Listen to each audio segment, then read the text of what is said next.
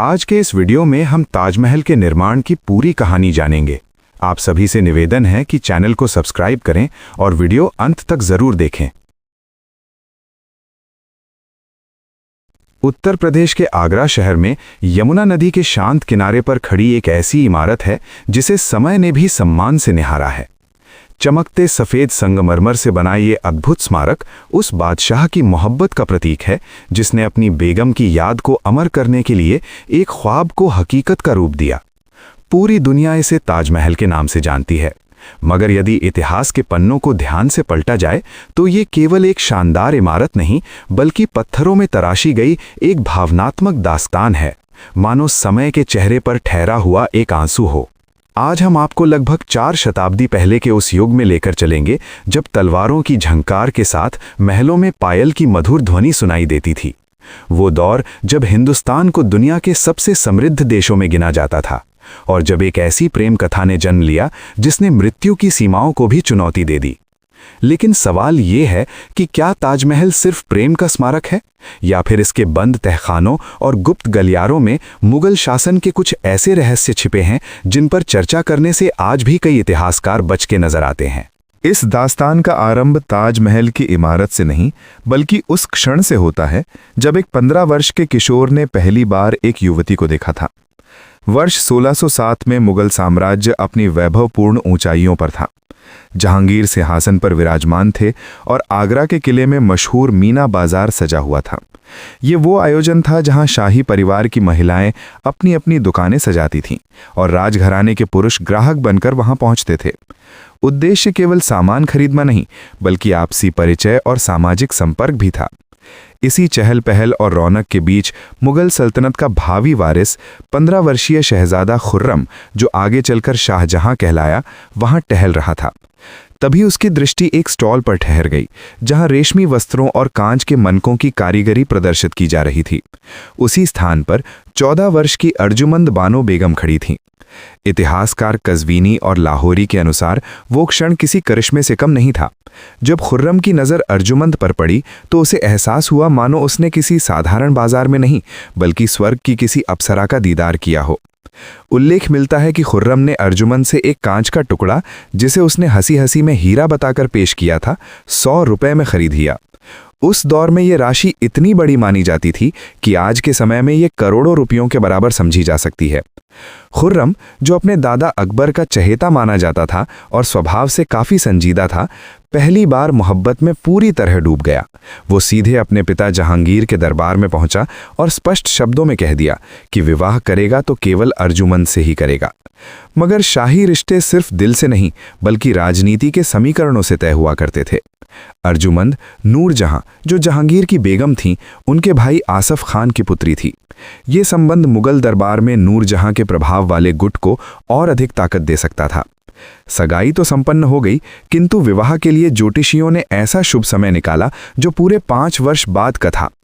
कल्पना कीजिए, एक 15 वर्षीय शहजादा जिसे अपनी चाहत से निकाह करने के लिए पूरे 5 साल प्रतीक्षा करनी पड़ी। इन 5 वर्षों के दौरान खुर्रम ने राजनीतिक कारणों से अन्य शादियां भी की जो परिस्थितियों की मजबूरी थीं। फिर भी उसका हृदय केवल अर्जुमंद के लिए ही धड़कता रहा। अंततः 1612 में वो बहुप्रतीक्षित क्षण आया। विवाह संपन्न हुआ और अर्जुमंद बानो बेगम को मुमताज महल की उपाधि मिली, जिसका अर्थ था महल का अनमोल रत्न। मुमताज महल कोई साधारण महारानी नहीं थीं। वे शाहजहां के हर आमद और हर संकट में सहभागी रहीं। चाहे शिकार का अवसर हो, शतरंज की बाजी हो या युद्ध का मैदान, मुमताज सदा उनके साथ परछाई की तरह उपस्थित रहती थीं। मुगल इतिहास में कम ही उदाहरण मिलते हैं जब कोई बेगम बादशाह के साथ जोखिम भरी सैन्य अभियानों में गई हो, लेकिन मुमताज हर महत्वपूर्ण मुहिम में साथ दिखती थीं।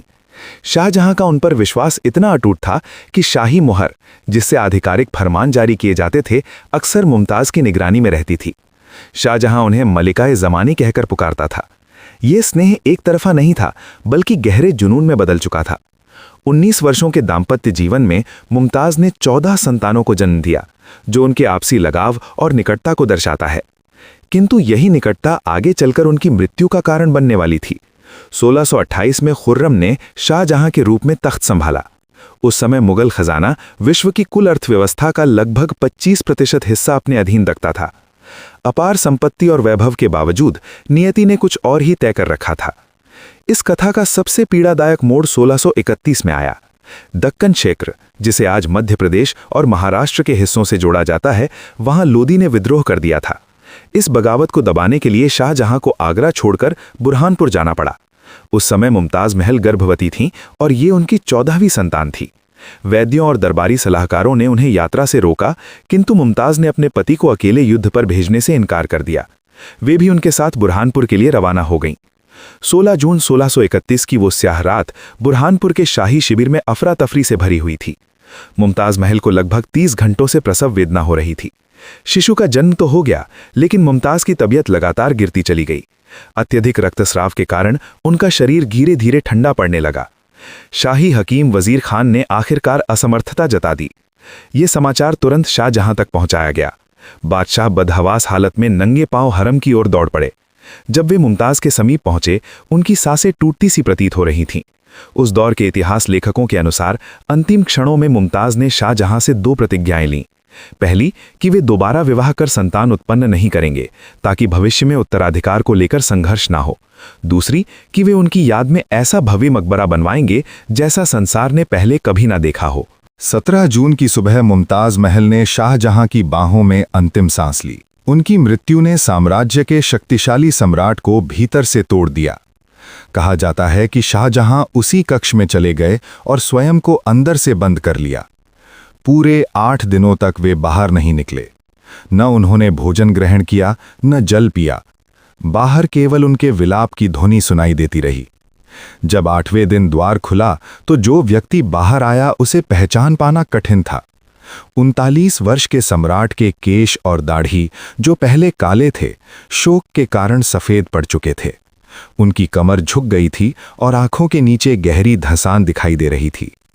शाहजहां ने संपूर्ण सल्तनत में 2 वर्षों का राजकीय शोक घोषित कर दिया। रंग बिरंगे वस्त्र धारण करने पर रोक लगा दी गई। दरबार में संगीत और नृत्य पर प्रतिबंध लगा दिया गया। इत्र और सुगंध के उपयोग को भी निषिद्ध कर दिया गया।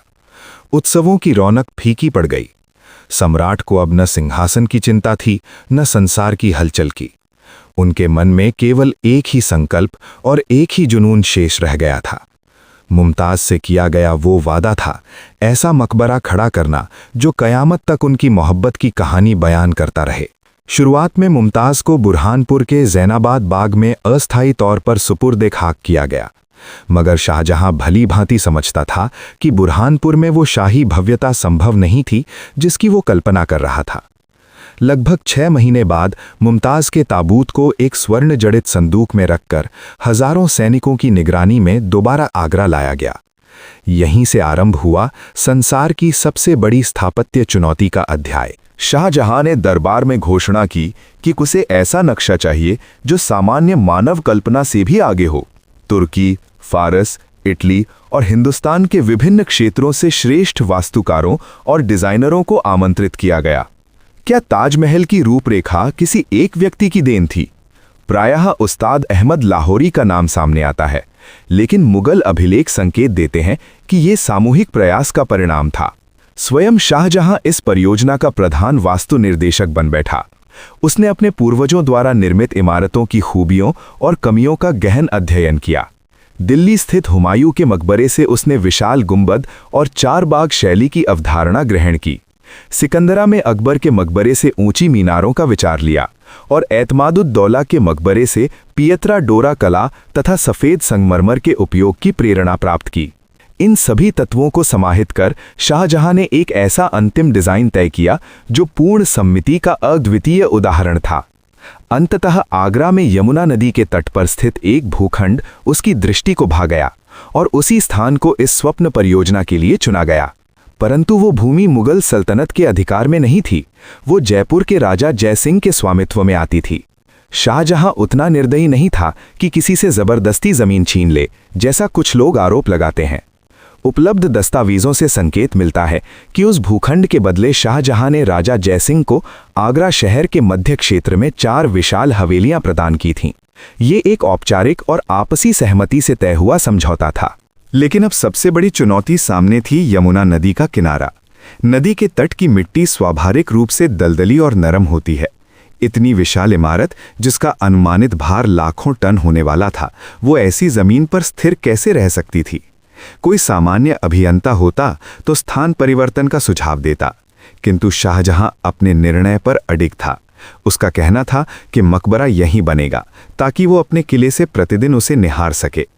तब 1632 में मुगल इंजीनियरों ने ऐसी तकनीक अपनाई जो आज भी आधुनिक इंजीनियरिंग के विशेषज्ञों को आश्चर्य में डाल देती है। उन्होंने साधारण नींव डालने के बजाय गहरी खुदाई शुरू की और कई विशाल कुएं तैयार किए। इन कुओं को पत्थर और मजबूत सामग्री से भरकर आधार को सुदृढ़ बनाया गया। इस प्रकार नींव को असाधारण मजबूती दी गई। अब संरचना को ऊपर उठाने की बारी थी। सामान्यतः बड़ी इमारतों के निर्माण में बांस की मचान का उपयोग किया जाता था, परंतु ताजमहल का आकार और वजन इतना अधिक था कि बांस उस दबाव को सहन नहीं कर सकते थे, और उस काल में स्टील जैसी आधुनिक धातु संरचनाएं उपलब्ध भी नहीं थी। इसलिए इतिहासकार उल्लेख करते हैं कि मुगल कारीगरों और अभियंताओं ने बांस के स्थान पर पकी हुई ईंटों से विशाल मचान तैयार की, जो अपने आप में एक अनोखी और साहसिक निर्माण तकनीक थी। अर्थात मुख्य इमारत के साथ साथ ईंटों की एक और विशाल संरचना खड़ी की गई थी, ताकि मजदूर ऊंचाई तक आसानी से पहुंच सकें और भारी पत्थरों को ऊपर चढ़ा सकें। कहा जाता है कि ये मचान इतनी विस्तृत और ऊंची थी कि कुछ लोगों को आशंका थी कि केवल इसे हटाने में ही 5 वर्ष लग सकते हैं।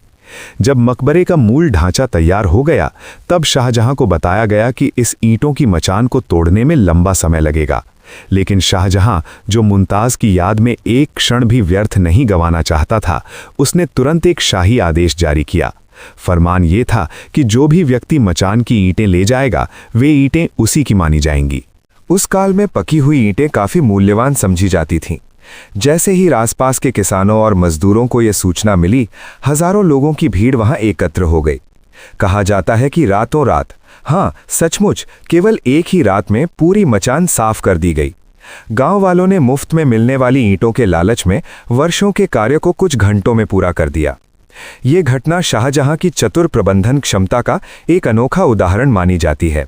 अब ढांचा तो खड़ा हो चुका था, परंतु वो अभी केवल ईंटों और चूने का साधारण सा ढेर प्रतीत होता था। उसे उस स्वर्गिक सफेदी में बदलने के लिए शुद्ध और उच्च गुणवत्ता वाले संगमरमर की आवश्यकता थी।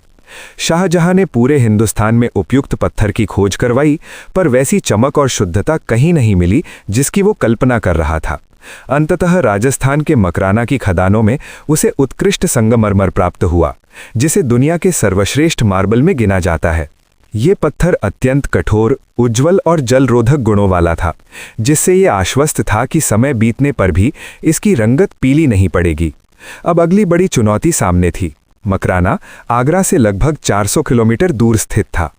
उस समय न तो ट्रकों की सुविधा थी और न रेलगाड़ियों की। ऐसे में हजारों टन वजनी चट्टानों को इतनी दूरी तक पहुंचाना किसी असंभव कार्य जैसा था। इसके समाधान के लिए एक सुव्यवस्थित परिवहन तंत्र तैयार किया गया। लगभग 1000 हाथियों का विशेष दल बनाया गया। साथ ही मजबूत और विशेष रूप से डिजाइन की गई बैलगाड़ियां तैयार की गईं, जिनके पहिए बड़े और चौड़े रखे गए थे, ताकि भारी वजन के कारण वे मिट्टी में धंसे नहीं और सुरक्षित रूप से संगमरमर को आगरा तक ला सकें। आगरा पहुंचने के बाद सबसे बड़ी समस्या थी गुंबद की ऊंचाई तक भारी पत्थरों को पहुंचाना। इसके लिए साधारण सीढ़ियां नहीं, बल्कि लगभग 15 किलोमीटर लंबा मिट्टी का ढलान तैयार किया गया। हाथी और बैलगाड़ियां इसी रैंप पर चढ़ते हुए धीरे धीरे संगमरमर के विशाल टुकड़े ऊपर तक ले जाया करते थे। केवल सफेद संगमरमर पर्याप्त नहीं था। शाहजहां चाहता था कि मुमताज की याद में मानो सितारों से भरा आकाश धरती पर उतार दिया जाए। ताजमहल की दीवारों पर दिखाई देने वाले फूल पत्ते साधारण चित्रकारी नहीं है, बल्कि बहुमूल्य रत्न हैं, जिन्हें संगमरमर को तराशकर उसमें जड़ा गया है। इस कला को पिएत्रा ड्यूरा या परचिनकारी कहा जाता है। शाहजहां ने विभिन्न देशों में अपने प्रतिनिधि भेजे ताकि दुर्लभ और अनमोल रत्न इकट्ठा किए जा सकें। नीला पत्थर अफगानिस्तान से मंगाया गया, फिरोजा तिब्बत से आया, जॉस्पर पंजाब से लाया गया, जेड और क्रिस्टल चीन से पहुंचे, कर्नेलियन अरब से मंगाया गया और नीलम श्रीलंका से प्राप्त हुआ। कुल मिलाकर 28 तरह के कीमती पत्थरों से ताजमहल की दीवारों को सजाया गया। उस समय ये इमारत केवल एक मकबरा नहीं रही, बल्कि मानो विश्व का अनोखा खजाना बन गई थी। जब अंग्रेज भारत आए तो उन्होंने इनमें से कई मूल्यवान पत्थरों को दीवारों से निकाल लिया। फिर भी जो कुछ शेष है वो आज भी दर्शकों को मंत्रमुग्ध करने के लिए पर्याप्त है। ताजमहल महज ईंट और पत्थरों का ढांचा नहीं है, बल्कि दृष्टि भ्रम का अद्भुत उदाहरण भी है। मुगल वास्तुकार उस्ताद अहमद लाहौरी और उनके साथियों को मानव आंखों की सीमाओं का गहरा ज्ञान था। उन्होंने संरचना को इस तरह रचा कि देखने वाले को दृश्य में परिवर्तन महसूस हो। जब आप मुख्य द्वार से अंदर प्रवेश करते हैं और जैसे जैसे गेट के निकट बढ़ते हैं, ताजमहल कुछ छोटा प्रतीत होने लगता है, लेकिन जैसे ही आप उसी द्वार से पीछे हटते हैं वो आपको और अधिक विशाल दिखाई देने लगता है। ये सब सोच समझकर किया गया था ताकि जब कोई वहां से लौटे तो ताजमहल उसकी यादों में पहले से भी अधिक विशाल रूप में बस जाए। यदि आप गौर से देखें तो पाएंगे कि ताजमहल की चारों मीनारें पूरी तरह सीधी नहीं खड़ी हैं, बल्कि हल्की सी बाहर की ओर झुकी हुई हैं। यदि वे बिल्कुल सीधी बनाई जाती तो दूर से देखने पर ऐसा प्रतीत होता मानो वे गुंबद की ओर झुककर गिरने वाली हों। इस दृष्टि भ्रम को संतुलित करने के लिए उन्हें जानबूझकर बाहर की दिशा में झुकाया गया। साथ ही सुरक्षा का भी ध्यान रखा गया ताकि किसी भी प्रचंड भूकंप की स्थिति में ये भारी मीनारें बाहर की ओर गिरें, न कि मुख्य मकबरे पर आकर क्षति पहुंचाएं। मुख्य द्वार पर पवित्र कुरान की आयतें अंकित हैं। नीचे की पंक्तियों के अक्षर अपेक्षाकृत छोटे हैं, जबकि ऊपर ऊंचाई पर लिखे गए अक्षर बड़े आकार में उकेरे गए हैं।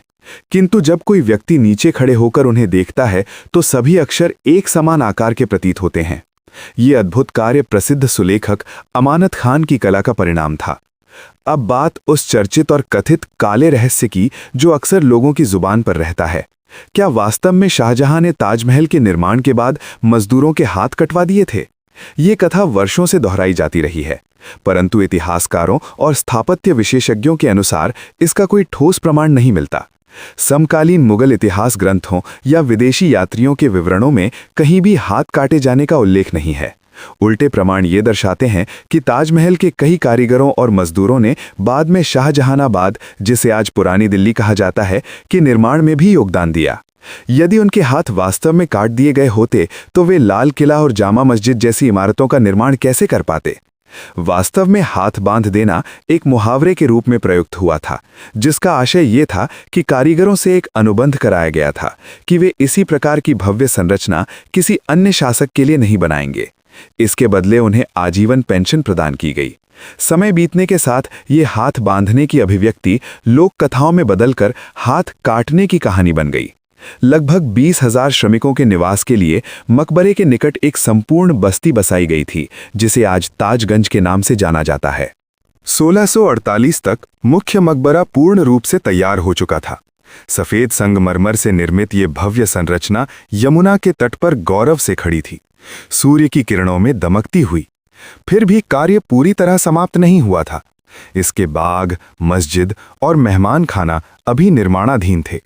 उधर शाहजहां वृद्धावस्था की ओर बढ़ रहा था, शाही खजाना धीरे धीरे कम हो रहा था और उसके पुत्रों के बीच उत्तराधिकार को लेकर तनाव बढ़ने लगा था। 1657 तक ताजमहल का मुख्य परिसर, मस्जिद और अतिथि भवन पूर्ण हो चुके थे। 22 वर्षों की अथक मेहनत के बाद मुमताज से किया गया वादा साकार हो गया। फिर भी आगरा की फिजाओं में एक रहस्यमयी चर्चा फैल रही थी, एक ऐसी अफवाह जो आज भी इतिहासकारों के लिए एक अनसुलझी पहेली बनी हुई है। काला ताजमहल। यूरोपीय यात्री जीन बैप्टिस्ट तावर्निए, जो उस समय आगरा में मौजूद थे, उन्होंने अपनी डायरी में उल्लेख किया कि शाहजहां अपने लिए यमुना नदी के पार एक और स्मारक बनवाना चाहते थे, बिल्कुल ताजमहल जैसा, लेकिन काले संगमरमर से निर्मित। कहा गया कि इन दोनों भव्य इमारतों को परंतु 1990 के दशक में जब भारतीय पुरातत्व सर्वेक्षण यानी आर्कियोलॉजिकल सर्वे ऑफ इंडिया ने मेहताब बाग में खुदाई करवाई तो वहां कुछ काले रंग के पत्थर पाए गए। एक क्षण के लिए ऐसा लगा मानो ये दास्तान सच साबित हो जाएगी, लेकिन प्रयोगशाला में परीक्षण के बाद स्पष्ट हुआ कि वे असल में काले पत्थर नहीं थे, बल्कि सफेद संगमरमर के टुकड़े थे जो वर्षों तक मिट्टी में दबे रहने के कारण काले पड़ गए थे। आज अधिकांश इतिहासकार मानते हैं कि काला ताजमहल शायद केवल एक कल्पना ही था। मेहताब बाग का निर्माण संभवतः इस उद्देश्य से कराया गया था कि वहां बने चांदनी कुंड के पानी में रात के समय सफेद ताजमहल की गहरी परछाई दिखाई दे, अर्थात बिना अलग इमारत बनाए ही शाहजहां ने पानी में उसका काला प्रतिबिंब रच दिया था। ये उनकी सौंदर्य दृष्टि और कलात्मक कल्पना की चरम अभिव्यक्ति थी। सितंबर 1657 तक शाहजहां 65 वर्ष के हो चुके थे। अचानक उनकी तबीयत बिगड़ गई। उन्हें मूत्र अवरोध जैसी गंभीर बीमारी ने घेर लिया। हकीमों ने लगभग हार मान ली। पूरे हिंदुस्तान में ये अफवाह फैल गई कि बादशाह का देहांत हो चुका है। यही अफवाह वो चिंगारी बनी जिसने मुगल साम्राज्य में सत्ता संघर्ष की आग भड़का दी। शाहजहां के 4 पुत्र थे, दारा शिकोह, शाह शुजा, मुराद और औरंगजेब। शाहजहां की इच्छा थी कि उनका ज्येष्ठ पुत्र दारा शिकोह गद्दी संभाले, किंतु औरंगजेब को यह स्वीकार नहीं था। दक्कन से वो अपनी विशाल सेना के साथ आगरा की ओर कूच कर गया। मुगल इतिहास का सबसे रक्त रंजित उत्तराधिकार संग्राम आरंभ हो चुका था। मई 1658 में सामूगढ़ का निर्णायक युद्ध लड़ा गया। ये युद्ध ताजमहल से लगभग 10 मील की दूरी पर लड़ा गया था। औरंगजेब की कूटनीतिक और धूर्त रणनीतियों के सामने दारा शिकोह की सेना ज्यादा देर तक टिक नहीं सकी। अंततः दारा को मैदान छोड़कर पीछे हटना पड़ा और विजय औरंगजेब के हाथ लगी। जीत के बाद वो आगरा पहुंचा और उसने आगरा किले को चारों ओर से घेर लिया, जहां उसका बीमार पिता शाहजहां मौजूद था। औरंगजेब ने सीधे हमला करने के बजाय एक कठोर युक्ति अपनाई। उसने किले तक पहुंचने वाली यमुना नदी की जल आपूर्ति बंद करवा दी। जून की तपती गर्मी में किले के भीतर पानी की हर बूंद अमूल्य हो गई। वही शाहजहां जिसने अपने शासन में नहरें खुदवाई थी, अब स्वयं प्यास की पीड़ा सह रहा था। उसने औरंगजेब को एक मार्मिक पत्र लिखा। ऐ बेटे, तुम तो हिंदुओं के भगवान से भी बढ़कर कठोर निकले। वे तो अपने दिवंगत पूर्वजों को भी जल अर्पित करते हैं और तुम अपने जीवित पिता को पानी के लिए तड़पा रहे हो। किंतु औरंगजेब का हृदय नहीं पिघला। जल की आपूर्ति बहाल नहीं हुई।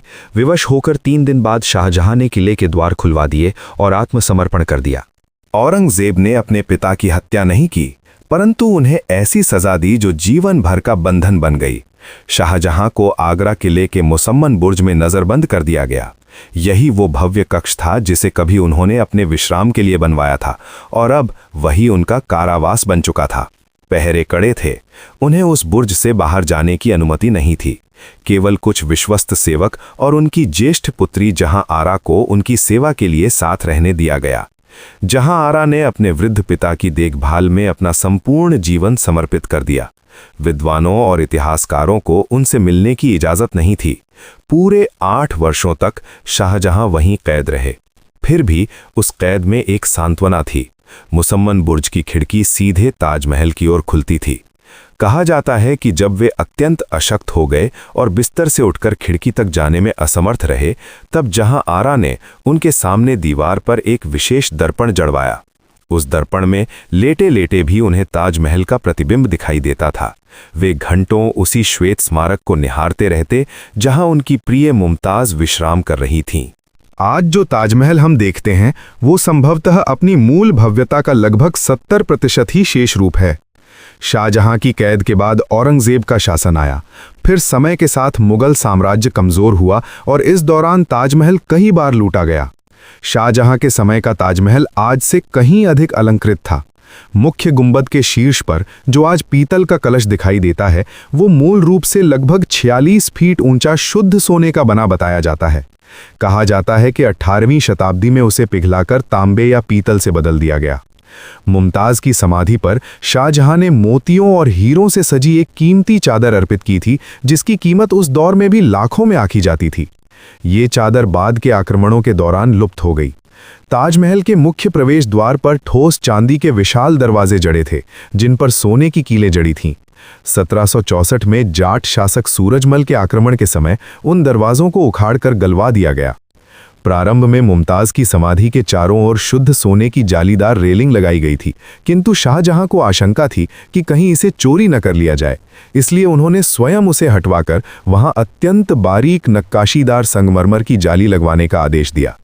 अपनी कैद के दिनों में बैठा शाहजहां अपनी रची हुई जन्नत को लुटते हुए तो नहीं देख पाया, पर उसे ये एहसास अवश्य था कि उसके बाद इस इमारत की हिफाजत करने वाला शायद कोई नहीं बचेगा। जनवरी 1666 की कड़ाके की सर्दी थी। शाहजहां 74 वर्ष के हो चुके थे। बीमारी ने उन्हें पूरी तरह बिस्तर तक सीमित कर दिया था। उनका शरीर बेहद कमजोर और हड्डियों जैसा पतला हो गया था। 21 जनवरी की रात उनकी सांसें भारी होने लगी। पास में उनकी बेटी जहां आरा और कुछ हकीम उपस्थित थे। बादशाह ने संकेत से अपनी पुत्री से कहा कि उनका सिर थोड़ा ऊंचा कर दे। उनकी धुंधली दृष्टि खिड़की के पार टिकी हुई थी। चांदनी में नहाया यमुना के उस पार खड़ा ताजमहल चमक रहा था, उसी आभा के साथ जैसी कभी मुमताज के चेहरे पर झलकती थी। क्या उन्हें मृत्यु का भय था?